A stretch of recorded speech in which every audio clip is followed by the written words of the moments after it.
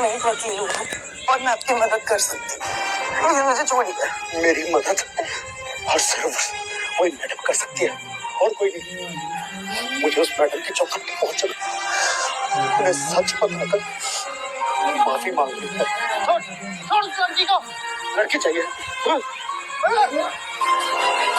पकड़ो, भागने ना पाए। सर प्लीज आप मुझे बता सकते हैं वो कौन है? 20 साल से जेल में पड़ा है। क्या? सजा नहीं मिली अभी, अंडर ट्रायल है। 20 साल से? दया भी आती बेचारे पर।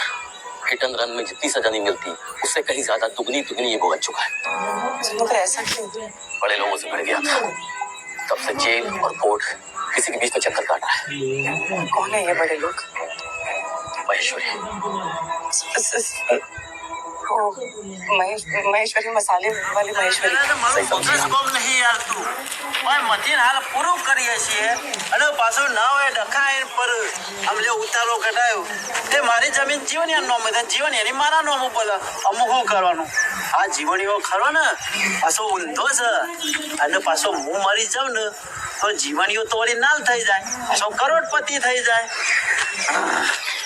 મથીન પૂરું કરું છું અને પાછો ખર્ચો આવીને ઊભો થઈ ગયો મારા શું કરવાનો આ રીસર્વે થયું ને એમાં ભૂલના કારણે મારી જમીન વળી જીવન નોમું થઈ જતું અમુક શું કરવું મથીન પૂરું